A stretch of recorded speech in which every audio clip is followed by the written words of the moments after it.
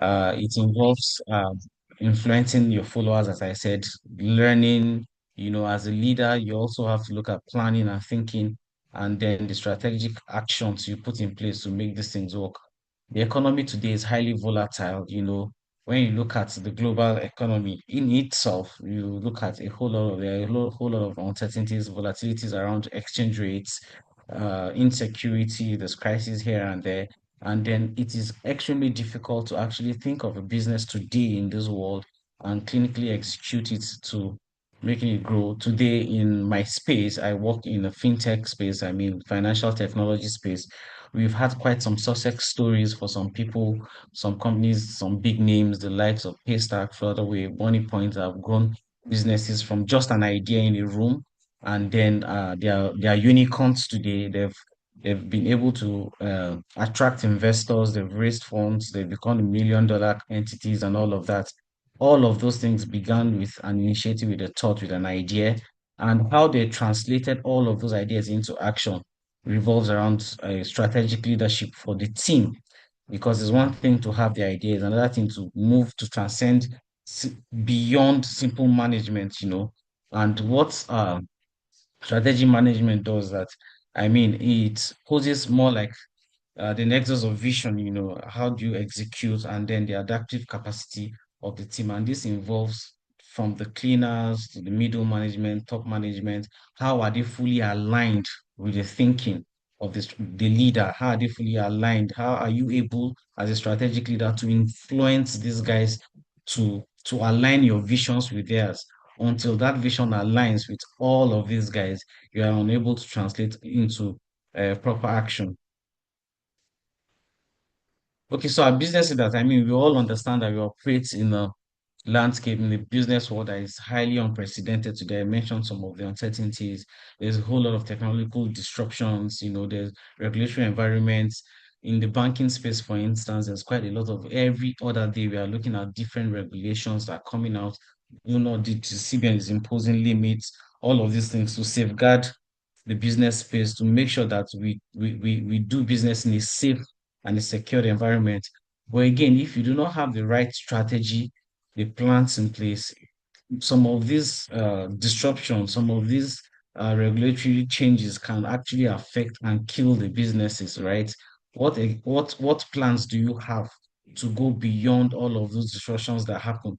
For you to actually stay ahead of the curve, for you to actually remain in business, we must translate those visions into actionable strategies that will drive growth, innovation, and resilience. Resilience for me is essentially key. A use case we want to just talk a bit on quickly is the OPay business.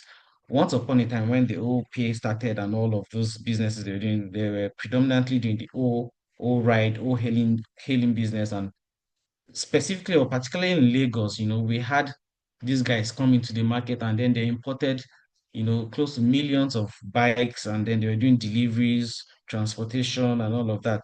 And then one morning, the Lagos state government just woke up and said, okay, they were placing a ban on the rides and all of those businesses. And again, at that point, everybody thought that OP was dead and crippled their businesses. That was a major, major hit and a major blow to their business. Fast forward a few years down the line, OP is one of the biggest platforms today we have in the country. So what they have done is that regardless of all the disruptions that happen, the government policies, which is a major one we'll talk about, right? They were able to navigate through all of that. And why they were able to do that? Because they had strategic plans in place, they had strategic leadership, they were able to maneuver all of those policies that came from government. And when you look at the double play strategy they did, you understand that they had a long-term plan in place. And as you said, I mean, strategic leadership is around influencing for the future. How do you get your followers to align with your long-term visions, right? So they already had that in place. So as one of those business lines was being shut down, with the all right and all of the freebies they already acquired quite a number of customers. So the moment that one shut down, they introduced payments into their platform. People started doing payments. They already had the database of the customers. They already had the marketplace. They already had the base to continue from where they stopped. So whatever it is we are planning for the long term, we have to be strategic about it so that when policies like this happen, we can actually overcome them, right? So if you're not resilient in whatever visions and plans you have, you will actually be hit when decisions like this happen. And all of these things revolve around strategic leadership. So you have to the planning, the influencing, the learning. You have to understand the business landscape uh, in which you play in. And on the overall, strategic leadership plays a critical role in this process. And when we talk about strategy, we are basically talking about how an entity and organization is able to attain competitive advantage over all other businesses in that space they play in, and it starts by delivering a unique value added proposition to your customers, right? What exactly is your idea? What exactly is the value proposition you want to give out? And I tell people every other time, for every value proposition you are putting out there, people will only place money on a value proposition that is a painkiller to their problems, right? A healthy man doesn't necessarily need to go see a doctor, right? But I mean, we recommend you go do checkups and all of that. But in the real sense of it, they'll tell that the other thing is for a sick. If the guy doesn't have a pain, if he doesn't have a need for your products and services, there is no how you place value to that product. And if he doesn't place value to that product, there is no how he's going to place an amount, a fee to that product to get or to purchase or to earn your product, right?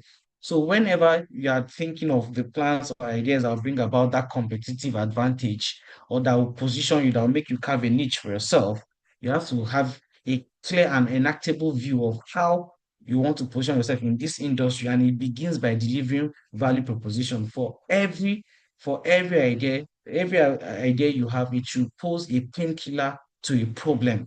Your value proposition has to pose a painkiller to the problems of the customers. By the time you do that, you can be rest assured that the market will be available for you to play in. Because if that idea first is not clear, if you are not able to implement it, and then you can't bring it to reality, it doesn't pose. If there's no value there for the customers. So the point is, if you have the idea, we also make sure that there's if you have identified that gap, right, and you want to bring about that value, you need to also look at, okay, is there a market for this value I'm bringing in, right, for this gap that you want to fill. And for that market to be in place, that it means that that value has to be of great importance to your clients or your customer base or whoever you are producing those ideas or those services for. And it actually starts from that. And it's when you think through all of this that you can actually bring about strategies that will pose a competitive advantage over what the other guys are doing in the industry. And for us, strategy here is a choice. More specifically, strategy is an integrated, the set of choices you make that positions your firm. You see different entities selling the same products, but you get to discover that entity A is doing more than the other entity because the strategy, the plans, the what to do's, the questions around how to do what to do's have been, carefully and correctly answered by entity A, and that is why they are succeeding. So all of those choices you are making to bring about a solid value proposition for the customer is everything that has to do with strategic leadership.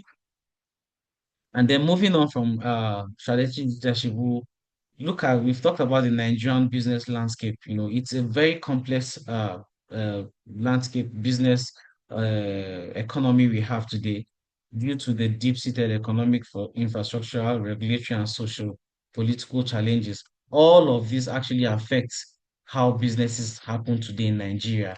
Today, there is inadequate infrastructure, right? Power supply is a problem. A lot of businesses today, you know, run on deficit power supply and the inconsistent national grid supply. Businesses rely solely on generators, leading to high operational cost. Imagine running your gens from morning till evening. It affects your revenues already. And if that continues to happen, all of this fall under inadequate infrastructure. There's transportation problem. We have a terribly poor road network across the country. There's traffic congestion in Lagos, and all of these logistical inefficiencies actually bring about increase in the cost of production ultimately, and this translates into the customers because in the long run, the customers will have to uh, pay more, and then there's a whole lot of unpredictable transit times, moving goods from the rural to the urbans and all of that. So the Nigerian business landscape has a high deficit in terms of infrastructure, and if you bear that in mind and you're bringing thinking about rolling out a product, your what's it called, your strategy, your idea, you have to bear in mind that okay, there is infrastructure deficit already. How do you intend to surmount that problem, to translate those your visions, into actionable ideas that customers can put money for on the table? We have connectivity issue today. There's a huge gap in the broadband and internet connectivity in Nigeria, especially in rural areas, right? And then which can hinder digital growth of technology and all of that. This is a major deficit. And the more we hear there's a high rate of smartphone penetration now, which people should typically adopt all of these channels and then increase financial inclusion. But if you ask me, the increasing population growth, there's still a gap. And this is a major challenge in the business landscape we live in today. And then there's the volatile economic and financial environment. I mean, this cannot be emphasized. The exchange rate volatility has led to a lot of businesses shutting down, right? A lot of businesses have shut down because of exchange rates. A lot of guys that are able to go to China 2, 3 years ago, the cost of exchange rate has increased. They're unable to import goods and items. For those that are doing 50, 30, 40, 50 containers, they can't even boast of doing 5, 10 containers this time because of the exchange rate and all of that. And again, this has led with the high inflation and and cost of businesses. It's actually difficult, right? It has greatly affected the purchasing power of consumers because the price of goods and services have actually gone up. And this is a major problem. Again, this also translates into the cost of raw materials, rent, logistics, forces businesses. And then for the businesses that operate on very thin margins, it has actually constituted difficulty for them in navigating this business landscape in Nigeria. And for the third one, we're looking at is the regulation and policy inconsistencies. I talked about the regulatory and policy inconsistencies today. Today, in some industries, you discover that a particular industry has like 3, 4, 5 regulators driving them. So the moment you're able to scale the first hurdle of regulator one, you have to go to the next regulator, go to the third regulator, and all of that just to do one particular kind of business, which is a problem. The frequent policy changes that we experience in Nigeria from the regulators. I mean, even in the fintech space where we're operating, we've had all of that today. They're telling you they're increasing limits, we are removing COT, we are bringing this. And in all of this, and yes, the intention might be good, the intention might be clear, but if your strategy is not right to accommodate all of these frequent policy changes, right, your business, you might just be on the verge of losing your business. Bureaucracy and multiple taxation and all that has been a problem also for some businesses in Nigeria. Navigating the multiple layers of government, there's a federal, there's a state, there's a local. You are paying your taxes to IFRS on the local government level. Local government guys are coming to collect money from you. The state guys are sending there are guys on the street to come collect money from you and all of that. And then, I mean, the corruption thing comes in, but that is the situation we find ourselves. So if you plan to venture into a business, right, you need to strategically position yourself to have considered all of these items. I mean, this is just three out of so many other reasons why a lot of businesses struggle in Nigeria. But that is the business landscape we found ourselves. So what makes the business landscape complex, really, which we've talked about again? I mean, and I just had to specifically highlight this for the fintech uh, space, looking at the recent studies made by Deloitte, for instance. Deloitte also mentioned regulatory uncertainties. Fintechs are facing a lot of this growth. I mean, not just fintechs, I mean, generally, as I mentioned before, every other business has this regulatory hurdle to face. And if you look at what is happening in the space, you know, with 73% of regulators globally expecting increase in their supervision. I mean, if the supervision becomes stringent, a lot of us might just have to fall out of the business. But again, it's good to manage and prevent fraud and all of that that is happening in the space. And then there's also competition and consolidation. In the 2023 KPMG study, they claim that the fintech space is getting crowded. 70% of fintechs are expecting consolidation within the next 2, 3 years. And the idea of this consolidation is because entity A cannot survive on its own, entity B cannot, so they have to come together, merge, and struggle to grow and survive. And there's a high rate of japa that is happening across the country. It's difficult to retain the talents today. It's essentially difficult. And then if you do not have the right humans to drive your processes, it becomes extremely difficult for your business to survive. Imagine you getting a software engineer today at a very high cost, and then after all the additional trainings in 6 months, 3 months, the guy tells you he's going to UK, is relocating to Canada, and all of that. We've talked about the exchange rate volatility that has actually affected quite a number of businesses. So, bearing all of these factors in mind, how do we position to translate those our visions into actionable entities? The insecurity, the social, political, and security challenges is a major one. And in this revolves around issues of governance and safety.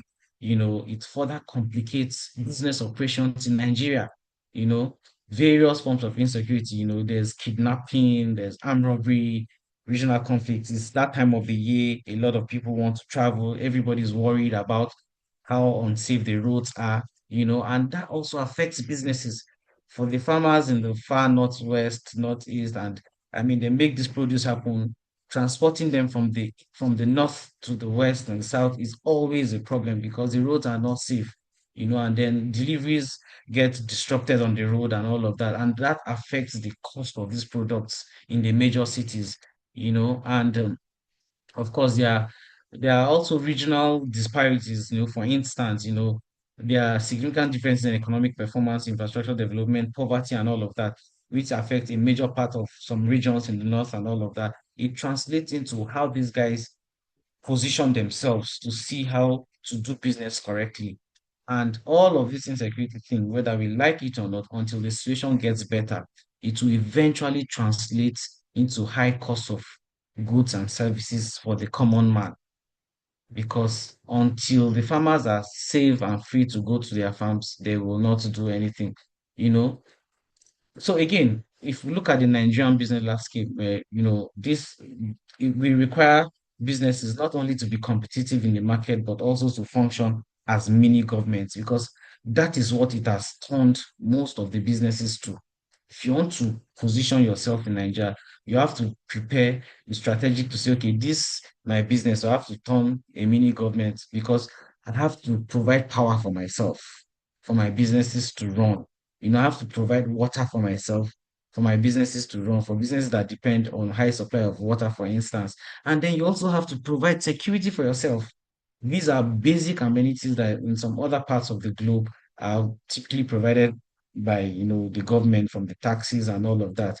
Here we are paying the taxes, we still have to do all of these things. So the idea is position yourself as a mini government, be ready to provide all of these things for yourself for you to succeed, you know, and then the often unpredictable regulatory, framework and uncertainty we have. So whatever ideas you have, you need to look at this, accept that this is the business landscape you find yourself. So you have to be highly, highly innovative for you to think through all of these things. So how do you go beyond all of these challenges? For me to succeed, it begins with the right culture, right? It begins with the right culture. So Peter Drucker will tell you that culture eats strategy for breakfast. No matter how effective or how beautiful or how robust your strategy or the strategy is, right? An organization's culture will ultimately determine its success or failure. That is the truth. Once the culture is not right, that culture forms the base of succeeding for every kind of business. Once the culture is not right, then it will definitely override the best laid plans you have. For a strategy to succeed, it must be supported by an appropriate culture. So, whatever plans you have, it begins by how do you, the strategy for me is the what to do. What do we do? But this culture for me is how do we do these things? The how is essentially critical. how do you do things in an entity? See, if you go to a, let me say, I mean, if you go to a business where, for instance, due to maybe religion or whatever reasons, the staff do not believe in, for instance, betting, right? And you are going to build a payment platform that your highest streams of revenue depends on incomes from betting. Be rest assured that the staff in the organization will not sell that product because to them, their culture does not allow them to betting, for instance, right? So it wouldn't scale. So just to say, I mean, whatever it is, to get all of these things, we need to get the right culture in place in every organization. Strategy without culture is ineffective. No matter how brilliant a strategic plan is, it will fail if the culture doesn't support its execution. It's one thing to have a robust plan on paper, it's another thing to clinically implement or execute those plans. For instance, a strategy requiring rapid innovation won't work in a culture that discourages speaking up or taking risk.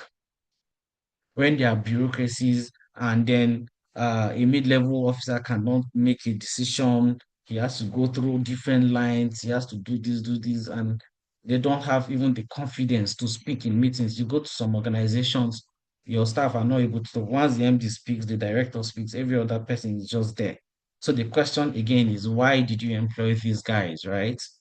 So you need to give that uh, influence when you are leading the team to say, okay, everybody's free to, I mean, no opinion is bad. Just tell us what you think. And then by the time all these ideas come together, you build a culture of communication, a culture of openness where people can come up with ideas and they are free to bring up ideas, innovations on the table and all of that. Again, as we said, culture is the how. Strategy provides for what and why, but culture dictates how in practical day-to-day sense. How do we do these things? And this is reflected in how people behave, how you see, how you treat each other in an organization. Again, for some organizations, they say, okay, to make these things liberal, let's work on first name basis, for instance. But because of the deep-rooted culture in some parts of the world, for instance, in the Southwest, you can't see an elderly person and call him by your first name, right? You know, and even for fintechs, a lot of fintechs have moved beyond, first name, Stephen, James, Sarah, this, everybody, and everybody is cool. But sometimes when you see, because of the culture, culture say, this guy, Egbon, good morning, sir, and all of those things. Again, even for the followers or the team members and all of that, we need to apply wisdom in all of these things. So you can't see your executive director and you say, in the office, of course, when you come, good morning, Stephen, everybody's fine. There's freedom to express yourself. And then when you go for a party, as I saw in one video, the guy now, you now see the same, you now say, Stephen, oh, please pass me one small chops there. That's your director for crying out loud, right? So all of these things have to be managed, but we need to create that culture that enables people to be free to talk and then bring up ideas in the long run. And we'll definitely see the impact on how it translates into the growth, positive growth of the organization. Culture and strategy must actually align. If you have your strategies, if you have the what's and the whys, the how to do it must align with strategy. If it doesn't align, I can bet you that that culture you have is best on what you have on paper and it's not going anywhere. You know, beginning with the right culture for me, it's a major, major reality check for leadership. Being Doing a strategic leadership thing and all of that, it's a major check for leaders to say, okay, this serves as a reminder that, I mean, you can't simply impose a new strategy. You must work, you must learn to influence these guys. You must school them to cultivate, that culture that can help you actually implement whatever you want to plan or whatever initiatives you put in place. You know, strategy is the plan. Yes, you have the plan, the deliberate roadmap. This is what we want to do 30, 60, 90-day plan. This is what we want to achieve over time, right? you know, then the culture is the behavior. How do we ensure that we achieve whatever we are planning to do, right? How do we ensure we achieve whatever we are planning to do? To make sure that we implement it, and it involves, I mean, those shared values, you have to, the beliefs, the attitudes, the unwritten rules that shape how employees interact, how they manage pressure, how they approach their work daily. Today, you see some leaders, the moment the pressure hits them from the board level, they just come and start insulting every other person in the organization. So you systematically and gradually build that toxic culture because you're unable to manage pressure. And then we look at the execution gap. The innovative strategy will even fail if people responsible are not implementing it because they are disengaged and they work in silos, operate in a toxic environment. So those execution gap actually matters. Some people can work in your organization for 6, 18, 24 months, and they are already disengaged from day one because they are not able to effectively interact with their colleagues and all that, you know. And then the human elements, the people are the most critical people, right? For this culture to succeed, we need to look at the importance of the human factor, the people passion. How engaged are they? How willing are they? How ready are they willing to collaborate with their teammates and all of that, you know? And this essentially speaks to the fact that culture will, I mean, if you ask me, will always, always trump strategy. And we need to get the right attitude. Because if you put on a beautiful plan, as I said, once the culture is not right, I beg to argue that that strategy will succeed. So what are the strategic leadership imperatives we need to look? I mean, the critical tasks, the mindset, and the guiding principle leaders must use to drive long-term organizational success. You know, these imperatives will typically shift an organization's trajectory for competitive advantage. And it begins by having a clear vision. As a strategic leader, you have to tell that story properly. What is the vision? What is the objective for setting up this entity? Right? I've had an opportunity to work in a particular fintech startup. I mean, I was sat down for like 2, 3 hours. I was given a solid plan. We had over 1 million customers on ground. We need to layer this product on this. We need to do this, right? And I kid him. But the moment we came in, we discovered that the founders and all of the leaders had a different vision. And then in the space of 24 months, we were able to raise close to 15, $16 million. And then after the next 24 months, you say, we can't continue, the business has to shut down, right?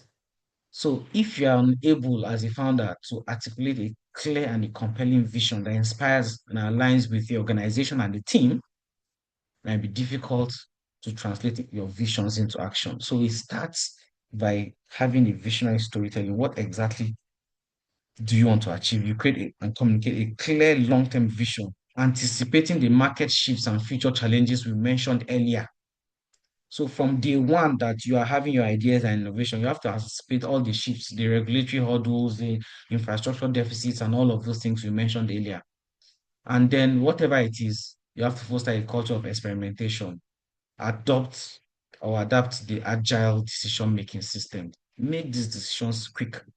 Don't wait for the market to move faster than you.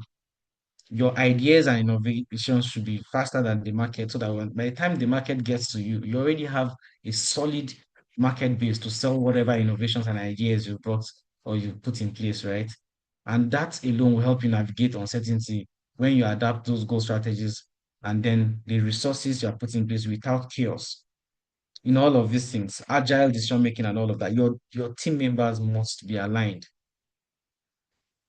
Talent development is essentially key as the world is shifting, the markets are shifting and changing. You need to invest in upskilling and reskilling your workforce to address the emerging technology and regulatory demands, right?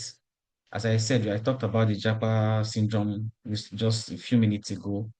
as you are bringing in new talents, they need to understand the talents have to fit the gaps that you have in your organization. People resources, people is essentially key. If you do not have the right people to drive your businesses, then I'm sorry, you're unable to translate your vision into action. You have to invest. And beyond recruiting these guys, you need to train them to meet latest trends and skills. And partnership and collaboration also is essentially key. You have to leverage ecosystem to drive innovation, expand reach, and reduce cost. Some certain things that you want to do, you mustn't necessarily build from the scratch. Who has done this? Do you have an API? Can we integrate into your API? Can we integrate? Can we share revenues? Can you cut the time to go to markets by partnership, by collaborations? It's not every business you must do in silos. Sometimes when you collaborate, it makes it easier. It reduces your cost for you, cost of building platforms from the scratch, cost of building the channels from the scratch. And in all of these things, we need to act with purpose and courage. Take ownership as a strategic leader and lead through the crisis. Sometimes when there's a small chaos, when there's a small fraud, everybody runs panicking and all of that. At moments or in the moments like this, what do the leaders do as a strategic leader? How does your body language, how do you compose to take ownership of that situation and proffer solutions rather than accuse or find faults in team members, in an organization? The mindset should be always looking out for solutions, asking what's your purpose? What do we intend to achieve? We've laid our goals, we've laid our plans. You need to be forward thinking enough to say, okay, this has happened. How do we mitigate against this? And then how do we ensure that we progress beyond this going forward so that it doesn't happen again? Right? So that for a strategy that is essentially key, you definitely need to act with purpose. And then for the actionable strategies that will guide or help us in translating our visions into ideas, the first thing for me is we have to be customer centric in everything we do. Being customer centric starts from the customer user journey. When you building products, how do you ensure that you have the customer at heart in your product designs? If you were the customer that is using this application, that is using this channel, whatever it is, will this meet your need? So for me, human-centered designs, if you adopt human-centered designs in building your products and services, it positions you to becoming first being customer-centric. And then when you are designing with the customer at heart, you're able to effectively meet the needs of these customers. And it starts with, being emphatic, like putting yourself in the customer's shoe. What do they want? How do you plan to meet these needs? You have to prioritize your innovations to meet their demands, right? And to easily do this, I mean, Forrester told us that we need to invest in data analytics and artificial intelligence to help us deliver those personalized experiences. Imagine on your birthday, as it's typically done, the bank is sending you, Dear Stephen, happy birthday. I mean, it shows that, oh, these guys, they have me at heart. Might not necessarily be the biggest customer, and then they are calling you by your first name alone. That alone ties some customers to a particular platform. On your anniversaries, the bank is calling, your investment house is calling you, hello, Stephen, today is your anniversary. We want to celebrate with you, blah, blah, blah. Everybody's excited. And then in terms of the channel, the services, how they do businesses, we need to put the customer in the front burner, right? Ensure that whatever products we are pushing out meets their need. And then we have to embed sustainable and social responsibility in whatever businesses you are doing. We understand that it's a difficult business landscape you're operating in already.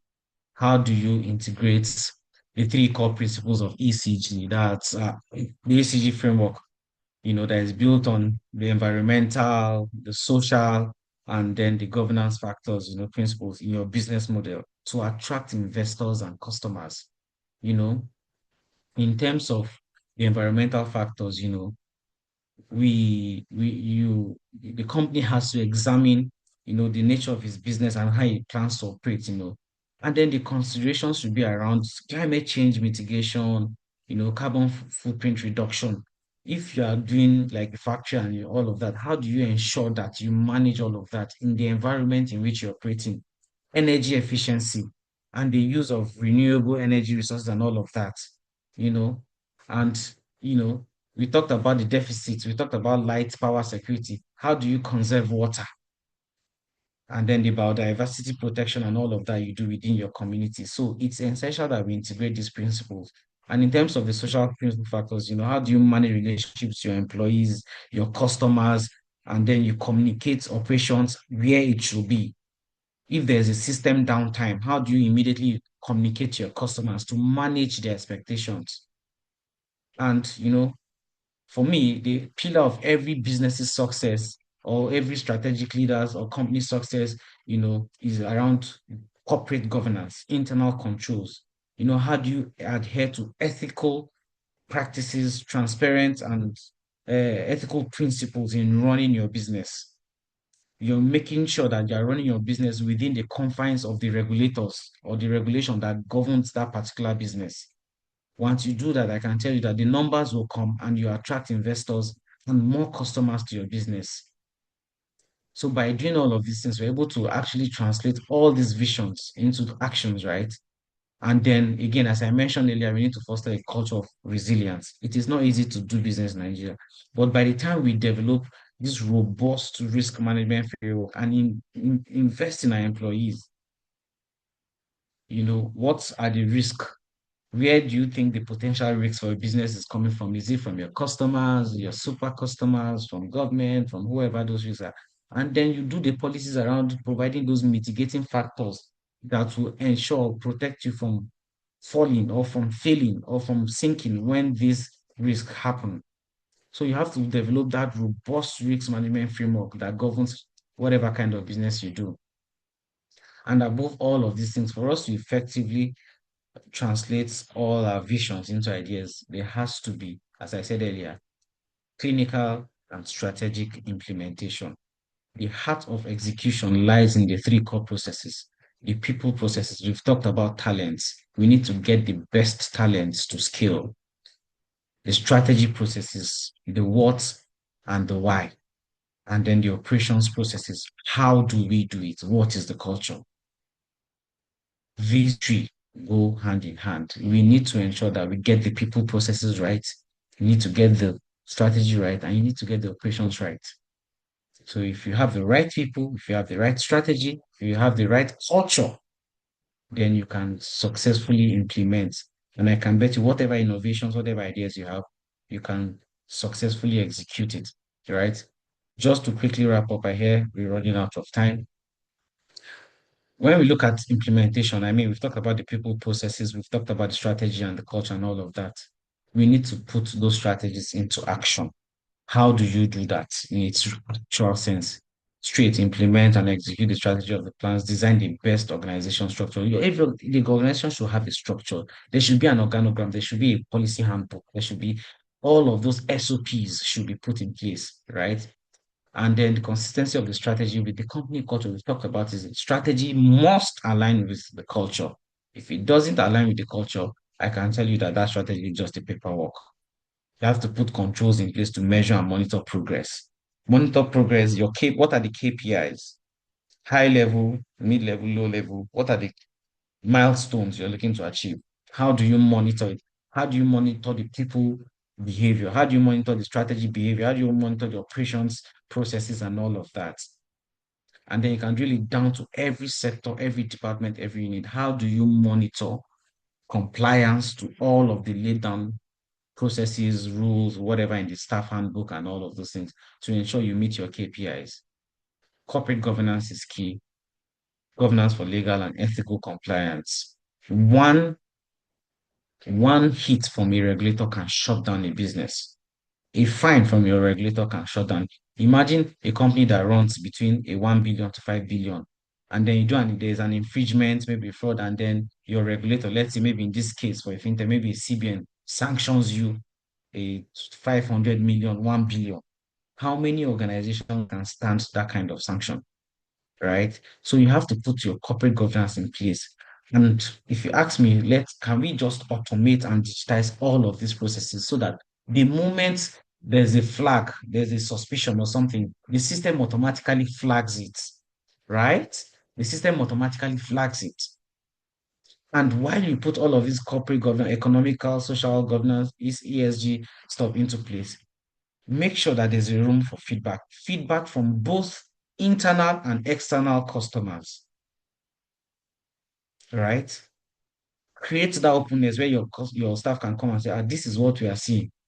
While the strategic planning is ongoing, managers must monitor strategy execution. So there has to be that room for communication, for feedback. These goals we've set, are we able to achieve them? Managers must come together to monitor and reevaluate for the next round of strategy formulation and implementation. You can't keep consistently rolling out strategies if you do not review and reevaluate what you've done in the past times. Has this strategy even worked in the past? How do we do things differently? So we must provide a room for feedback when we are looking at strategic implementation. Okay, I just did a case study of two major fintechs, which we might not really talk on further with the Paystack. Critical strategic leadership has helped them scale big unicorn, further with a unicorn now. So just to quickly wrap up, in today's complex business landscape, business leaders must balance vision with pragmatism. As I said, we have to be practical about everything we are doing. We are not saying call everybody by first name and then you start disrespecting, people and all of that. We have to balance vision with innovation also, and then with risk management. That's why we talked about corporate governance, and then the growth with sustainability. We just don't want to keep growing, acquiring. While you are acquiring, what room do you have for retention? You must also ensure retention is happening so that I don't keep fishing into a leaking basket. So by embracing, just as a matter of as a way of concluding, by embracing strategic leadership principles, we can navigate these challenges, right, and unlock the new opportunities for growth and impact. That's what I believe in. If we adopt the right principles, if we strategically manage and guide our team, we're able to unlock all the other opportunities. And when we ensure that every business that we are doing falls within the confines of the law, we are not breaking rules, we are not going beyond what the regulators have put in place for us, then you can be sure that you can unlock new opportunities because you attract investors and then there'll be room for growth and then there'll be impact because again, you're putting in place of the ECG principles, the social corporate responsibility is being taken care of. So people can see the impact you are making and that will attract new investors to your business and that will definitely bring about growth. So I strongly recommend that we conduct strategic review of your organization's vision, mission, and values. In every organization you go to today, the first thing you see is mission and vision. For some organizations, some of your employees don't even know what the vision mission is. What are the core values of the organization? So if they don't know, it starts from there. That's the culture. That's why I know some banks, one of those, the early banking days, every morning when you come for early morning sessions, you have to recite the mission and the vision. So it becomes a part and parcel of the staff. So we are going to work, you understand that this is our mission to become the biggest bank by the year 2025, 2030, and all of that. So by the time your staff carries that at heart, they are focused, okay, this is what we want to achieve. So you have to go back to organizations and do that review, assess your leadership team's capabilities. Do they even have the requisite skills to lead this team, right? Do they have the required skills to lead this team? Because of the way the Nigerian landscape has put us today, you see a medical doctor working, like that, like that. So again, we need to go and do all of those analysis as business leaders, go and look at those gaps, then identify the skill gaps. We said talent is essentially the people processes. Let's get the right talents to fill the right units. By so doing, whatever visions you have can be easily executed, right? And then we need to develop a talent development plan to address the emerging technology and regulatory demands. As we said, the landscape is changing. There's a whole lot of disruption that is happening. So what exactly is your plan for the new guys? Are you doing some hackathons? Are you getting raw skills, raw talents from the university? What is the long-term plan for it to remain sustainable in business? So we recommend that companies put all of these things and you'll be rest assured for a transformation. Thank you very much, and over to you. moderator. Wow, thank you, Dr. Stephen. That was actually a wonderful one. It's a wonderful one. Thank you, thank you. I think I remember those days when I joined banking newly. During the interview, I think we were asked to talk about the vision. They had to nail in the vision and mission of the bank into us so that every day, in fact, till tomorrow, I think I still remember the First Bank wants to be the bank of first choice. So that's actually a very good one. So I would let me say a little bit of what I understood, a few things that I understood here. Talked about strategic leadership, that it's about turning vision into actionable results. You don't just sit down and expect it to come to you. It's very complex and the business is rapidly changing and we need to balance both the long term and the short term goals. And then going into the fintech side, we into innovative ideas. We need to turn innovative ideas into. Am I audible, please? You're cracking, but I can hear you. Okay, okay, thank you. So in the fintech section, strategic leadership is crucial for turning innovative ideas into actionable solution in the fast evolving and highly competitive landscape. Thank you. I think we're open for questions. Do we have any questions, please? Okay, I can see some chats in the comments.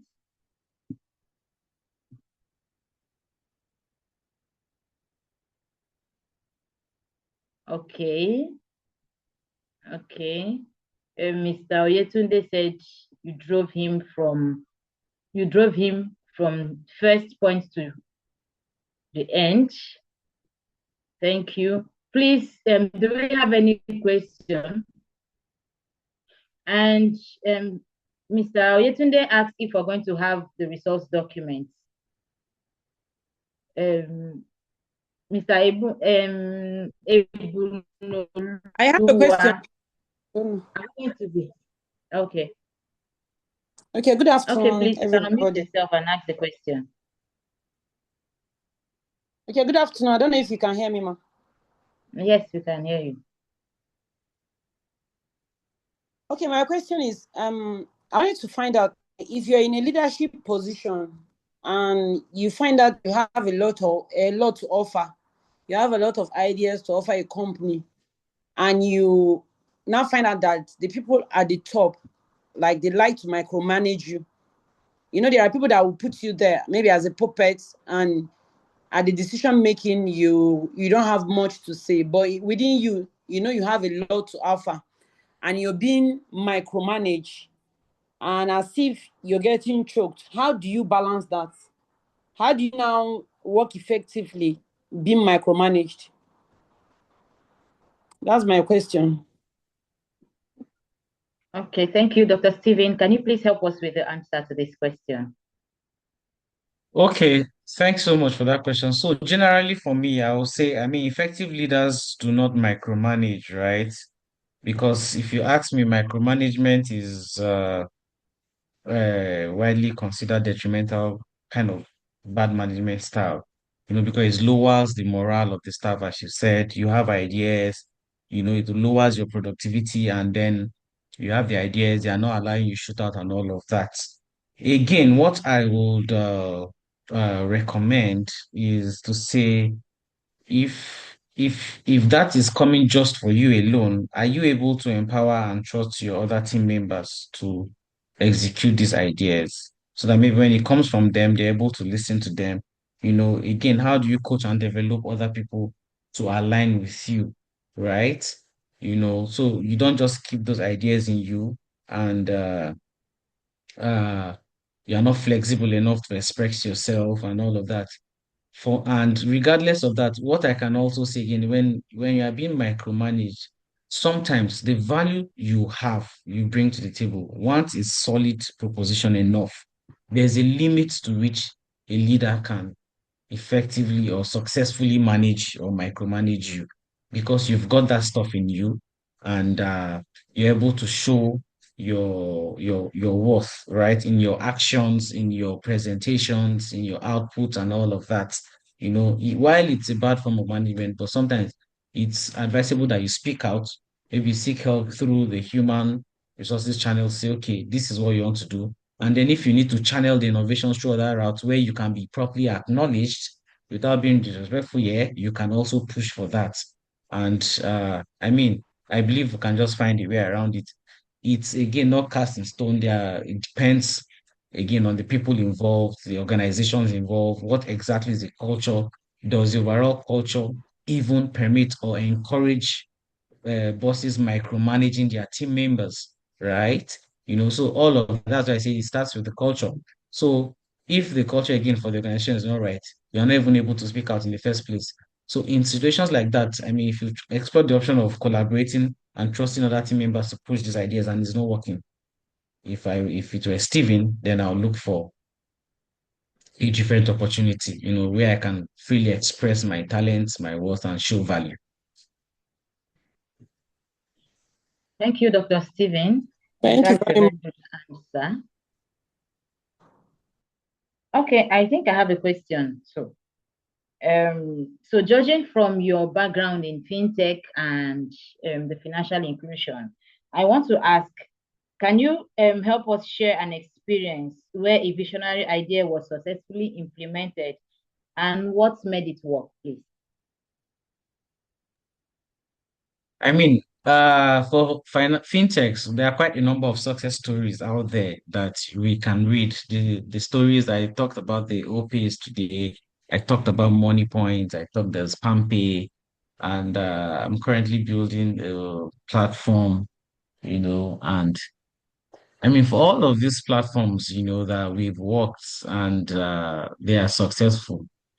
One of the critical items that I'll push out there is, I mean, let me say two things. First, knowledge of the business. It is important that before you venture into any business, you should have a sound knowledge of that business, right? It is critical that you understand the people processes, the strategy processes, and all of the hows. How can it be done, right? I have been privileged to work for a startup where we built the payment arm.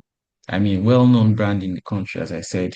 And it was actually difficult because the original founders didn't understand the business. So it's difficult to pass the message. It's difficult to explain to them that, okay, this is how settlement happens. This is how reconciliation happens.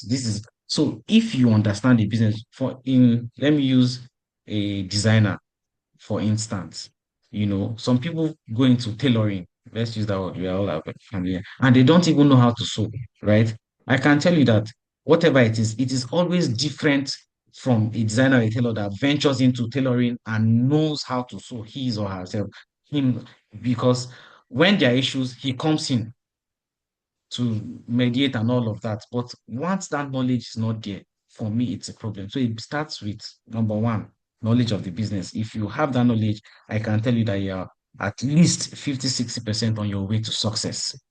And then specifically to fintech, right? When you do financial technology, everybody is selling technology in one way or the other. So if you are venturing into this business, if you have the knowledge, your technology platforms must be on point, 100%, must be seamless, must be reliable, and people can trust it. Today, everybody is using a money point because they believe that reliability, they've gained that reliability. The stability is there. Send to my money points. Instant, they get impact. And if you look at when we had the Naira redesign issue and all of that, banks were struggling with the transfer growth and all of those things. It was these digital platforms that came to the rescue. And ever since then, reliability has been a major thing. I've rolled out a platform that we shut down literally after 2, 3 years because of instability. You want to onboard a customer, you can't validate his ID card, BVN, and all of that. So in the fintech space, if you ask me, it's a game of technology. It's a game of numbers, but everything's that we are all selling technology differently. It's technology everybody's selling. How good is your technology? So it starts from there. If in this way, if you want to ask me, understand the business, know what the regulators are saying about everything. What licenses do you want to run? Is it a microfinance bank? Is it a super agent license? Is it a PSSP license? Is it a PTSP license? What does the license, what is the guideline that guides our license operations? If you understand all of those details, understand how the business works, then in terms of the infrastructure, because that's where the channel you're pushing out to customer comes from, you need to ensure in whatever you're doing, if it's a payment gateway, today, if you say payment gateway, people call Flutterwave Paystack.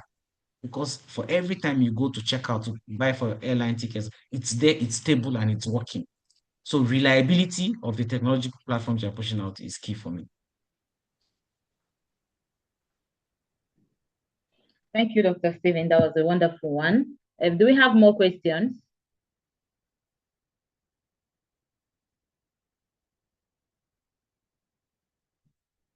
Thank you, Dr. Matthias. Thank you, everyone. Please, do we have more questions? Okay, so Mr. Kenny, I think I'll hand over back to you so that you can take us down. Thank you. Yeah, thank you. Thank you very much. Thank you, our distinguished speaker, Dr. Stephen Abba. I mean, I learned a lot, and I believe our executive student also learned a whole lot from this session. It was a wealth of knowledge, and I want to say that it was it was a mind-opening session, an insightful session for us. I got to just some things that you said, that the heart of execution lies in three core process. You mentioned the right people process, the right strategy, and of course the right culture. I've never heard that before, but I believe today I've learned a lot of things. I also want to thank our moderator for our wonderful moderation, Mrs. Lena. Thank you for your time, and of course your ability to moderate this session. I also want to encourage people to connect with their speaker. Connect with our speaker, Dr. Stephen Abba. Please, you can drop your LinkedIn handle so that we can connect with you. And also our moderator, Mrs. Nela, please also drop your LinkedIn for everyone so that we can actually connect with you. All right. So also, you can also connect with each other. You don't know who is in the room, so kindly drop your LinkedIn profile. All right. Sorry, Kenny, Mr. Matthias is supposed to speak can you hear me? as well. Can you invite him to speak to us as well? Oh, okay. So sorry about that.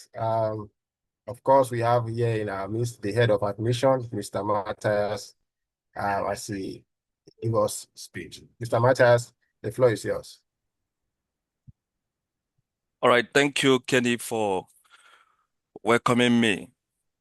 Mine is on a note of appreciation to our able speaker and the moderator, Dr. Stephen, and then Mrs. Lydia Uche. So why we are gathered here is just for us to brainstorm and rub minds together. This is like what the ancient philosophers regard as agora. In ancient Greece, they have what is called agora. So the agora is where intellectuals come together, they discuss, treatise ideas, and be able to improve themselves knowledge-wise. So I wish to really thank you for anchoring this agora, Dr. Stephen, and with the deep-seated knowledge which comes from a place of experience around the fintech space, and also transposing it into the place of leadership for each and every one of us.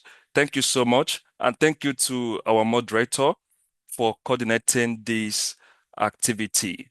A special thanks goes to also our students. We understand the time of this. Many are busy, many are engaged with one thing or the other, but we really appreciate this time that you have made out to be part of this exercise.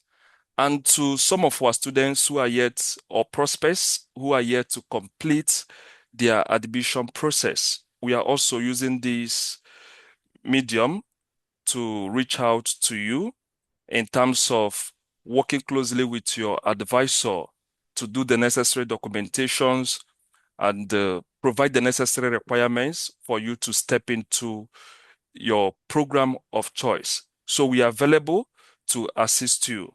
And of course, the scholarship opportunities which you have taken advantage of, it's time for you to really secure this so that you can begin your predoctoral or premaster activities as the case may be. So once again, thank you to everyone for being part of this activity. All right. Thank you, Mr. Matthias, for that information. I appreciate you for your time. Also, I would like us to go ahead and connect with each other on the drop your LinkedIn handle. Just connect. All right. And I mean, you never can tell who is in the room. And also, I would like to encourage us to fill the attendance survey form. We'll be sending it to the platform. So please go ahead and fill the attendance survey. It's just going to take a little, just fill out the survey so that you can have access to the recordings. You can have access to, the slide for this workshop. And I would like to encourage us to go ahead and, fill that. Excellent program is a way of generating a certificate for you. All right. So please take your time and fill that the attendance survey form. And finally, on behalf of the executive principal of Docenti Global Business School, Professor Humphrey Akanazu, I would like to say thank you for joining this workshop session today. I really appreciate everyone. I believe you learned a whole lot today. I'll see you on the next workshop. Bye-bye for now. And finally, please, let's turn on our Thank camera you. to let's take a picture. Please, let's take Thank picture. you. Please, can we have Please, the let's form take on our yeah. WhatsApp group? Because I think I have a Yes. couple of my friends that joined. So immediately we were done, they left. So please, so that I can send to them. Right. Thank you. All right. We'll send it to you. Thank you, Tonena. So please, let's take pictures. You can turn on your camera while the IT just, take a quick picture. Please turn on your camera.